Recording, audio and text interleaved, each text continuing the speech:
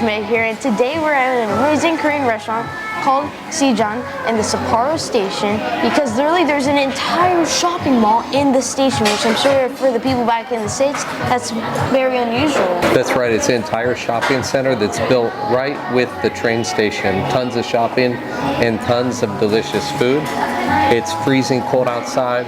We're in our winter gear and we decided to step into someplace a little bit hotter and spicy Korean food, and it looks amazing. Alright everybody, so this will be our second video in our Sapporo journey, which will be in the playlist if you go to the playlist of our channel, so make sure to go check that out. But let's dig in. But before we dig in, make sure to hit the thumbs up button and subscribe. But let's go ahead and order this delicious food for today's journey. Let's do it. So we came out here on a family trip to check out Sapporo. We got some skiing in and we're checking out the snow festival here in the downtown. We've had a great time on a family trip. We highly recommend that you come out here and check out Sapporo. The people are super friendly. It's a very international crowd right now with this festival going on. People from Australia, China, all over the place checking out the sights. Yes, definitely. And I think it's just a beautiful experience for us to just be here, look at those amazing sculptures out there, and just all in all experience this amazing town slash city slash amazing place here in Japan. That's right. And for me, just being able to take the time off of work has been great.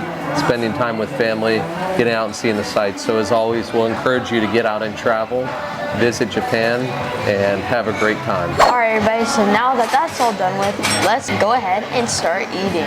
Let's start the feast. Alright everybody, so our food just got here, and I'm telling you, it looks amazing. It does. This is like a ramen soup, spicy vegetables. We put an egg mixed in.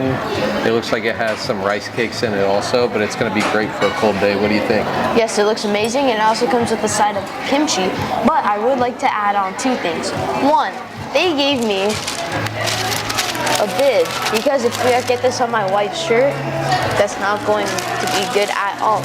So I will be putting on the bib and putting this on real quick. Alright everybody, we got this on. But also the second thing is, something very irregular we found about here in Japan is, you can eat raw eggs, which I know for all of our viewers everywhere else in the world, you're like, eating raw eggs will give you like a sickness. Well, here in Japan, they're perfectly a-okay to eat raw, but we're not eating it raw because I'm pretty sure the soup cooks it, right? That's right. So our understanding is that Japan has wanted to maintain some of their classical foods that have raw egg preparations, so that's why they've implemented such high standards with their eggs that allows for there not to be any salmonella or anything else within the eggs. So that's kind of the background to it, is to preserve those classic Japanese dishes and the ability to make them safely for the population. If you still don't like the raw eggs, then still put it in because it cooks it perfectly. But now, let's dig in, Dad. Alright. So, from my understanding, we do consider this like an army stew, right? I think that's how a lot of people would consider it. And it does come with like a bit of everything. And we did ask to put cheese in it because today just feels like a cheesy day for us. Just to put cheese on everything. That's right, this has cheese and it is flaming hot. Cheers. Cheers. Ooh, cheers.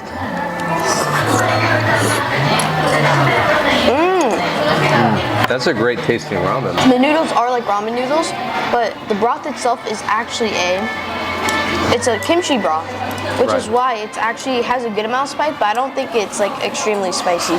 So now we should try the rice cake. Chewy, good flavor, soaks up the broth. So it's a delicious, chewy flavor, super spicy. Very good, excellent. So before we end it off, we want to try some of the kimchi, which of course, a good Korean restaurant has good kimchi because of course, yes, it's a must-have, and it's the origination, and my bib just fell off, so cheers. It's very mild, not spicy, more crunch. Yeah. It's more plain kimchi. But if you like that, then you should definitely try this kimchi. It's actually not bad. So the next dish we have is a stone pot bibimbap. Yes, and this stone pot bibimbap, of course, has the classic stone pot, which is so hot. If you touch it, it's going to turn your hands into cooked meat. But as you can see, they put an egg in here.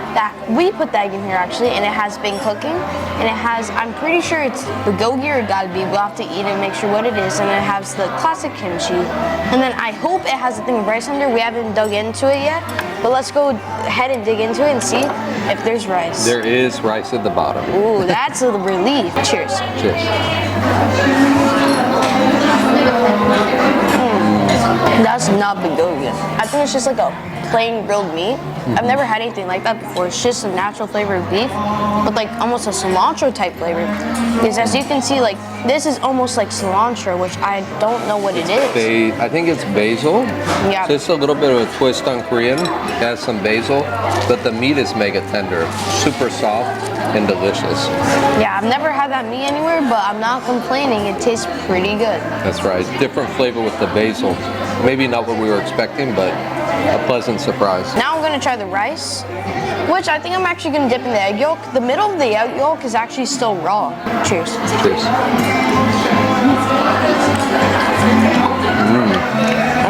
Kind of a different take on it, but it's delicious. I actually think this might be local Japanese spicy.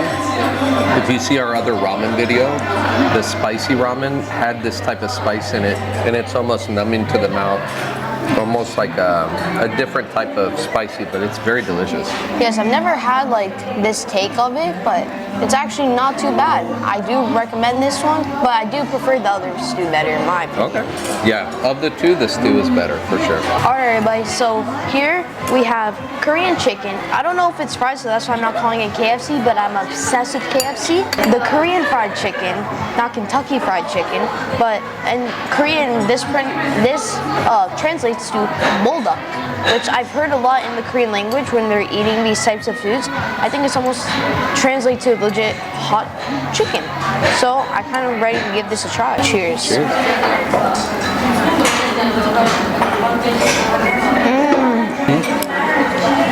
The skin is still on, which there's nothing better in the world than fried chicken skin. It's not deep fried or breaded.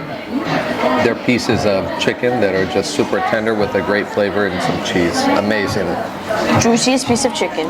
Has a bit of spice. It still has a bit of the fattiness on it from the kimchi, which is, oh my gosh. Because as you see in the tray, it's really floating in a pool of juice. Adds so much flavor to the juiciness, and of course the cheese and everything around it. Best thing I've had here so far. Absolutely amazing. This is probably the #1 recommended thing I've had so far. So now you get to watch us chow down. We're gonna enjoy this food. I'm ready.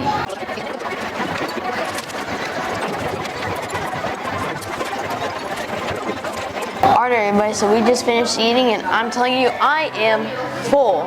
But that's not gonna stop our final destination of food. We just ordered our dessert, which should be here in a couple of minutes, so let's just wait for that to come down. Alright everybody, so our Korean pancakes got here and they look absolutely amazing. That's right, they look like there's some type of a crepe or like a pancake that is filled with nuts, and I got mine covered with honey, and then Ben's looks like it has caramel and chocolate, and then both with whipped cream. Yeah, so I think we should try the chocolate and caramel first. Alright, it's almost like a baklava. Yeah, it's like very hard. I thought it was gonna be soft like a pancake. Cheers. Cheers, let's give it a try. It tastes like a pancake if it's like very hard. I definitely do taste the nuts. The nuts really pop out. Whipped cream has a nice flavor and the topping is really nice, but it's super hard. But it does have an amazing flavor. It almost reminds me of like a bagel texture. Yeah. It was hard. Alright, let's try the honey one. Cheers. I like that one with the honey on it. Honey's not sweet at all. It's like very more sour. It does add a more natural flavor, like what my dad said at the beginning. It is like baklava. It's like a close equivalent to it. It's just not flaky. It's just more like a hard pancake. All in all, I do recommend this dessert. I think it's actually pretty good. Yep. So if you're ever out here, make sure to give the dessert a try. It's great. Alright guys, so today's dining here at the Korean restaurant was easily one of the best foods we've had here in Japan. I agree. The ramen soup was probably one of my favorite things I've had here. One of the tastiest things with the cheese, and then to top it off with a great dessert. It was a great experience. It was a great experience. Just like the experience of you guys following us on our journey here in Japan and even outside of Japan. So, if you guys want to follow us in our journey, then make sure to go check out our Instagram account at Simply Schmidt. And if you want to see the family having some fun, then make sure to check out our TikTok account, Simply Schmidt. So as always, make sure to Like and subscribe.